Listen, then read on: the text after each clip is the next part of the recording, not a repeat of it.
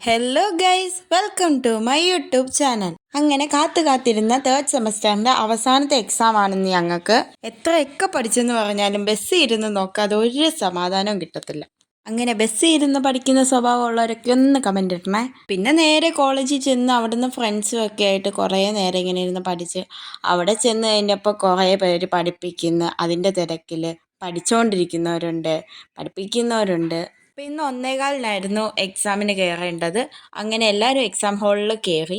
അങ്ങനെ ഇനി 3 മണിക്കൂർ എക്സാം എഴുതാനുണ്ട്. പഠിച്ചതും പഠിക്കാത്തതും എല്ലാം എഴുതാൻ സമയം കുറേ കിട്ടും. പിന്നെ എക്സാം കഴിഞ്ഞ് ഞാൻ ഇറങ്ങി. പിന്നെ ഓരോരുത്തരായിട്ട് പടപടാ ഇറങ്ങാൻ തുടങ്ങി.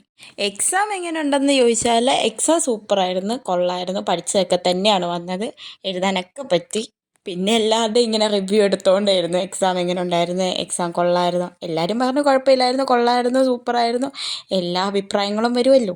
ഇറങ്ങിക്കഴിഞ്ഞപ്പോൾ പിന്നെ ഭയങ്കര ഹാപ്പിയായിരുന്നു. പിന്നെ അതുപോലെ തന്നെ ഒരു ചെറിയ സങ്കടം ഉണ്ടേ.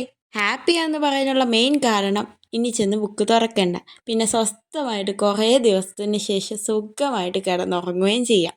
ഇനി സങ്കടം എന്താണെന്ന് ചോദിച്ചാൽ പഴയതുപോലെ എല്ലാവരുടെയും കൂടെ ക്ലാസ്സിൽ ഇരുന്നുള്ള പഠിത്തവും ഉഴപ്പും കൊച്ചു കൊച്ചു സന്തോഷങ്ങളും പിണക്കങ്ങളും ഇണക്കങ്ങളും എല്ലാം മിസ് ചെയ്യും. സത്യം പറഞ്ഞാൽ തേർഡ് സെമസ്റ്റർ കഴിഞ്ഞു പോയതേ അറിഞ്ഞില്ല, പെട്ടെന്നായിരുന്നു. പിന്നെ ലാസ്റ്റ് ഡേ ആയതുകൊണ്ട് കുറച്ച് നേരം അവിടെ ഇരുന്ന് പിന്നെ എല്ലാവരുമായിട്ട് ഫോട്ടോയും ഒക്കെ എടുത്ത്. അപ്പോൾ ഇന്നത്തെ വീഡിയോ ഇത്രയൊക്കെ ഉള്ളൂ ഗൈസ്.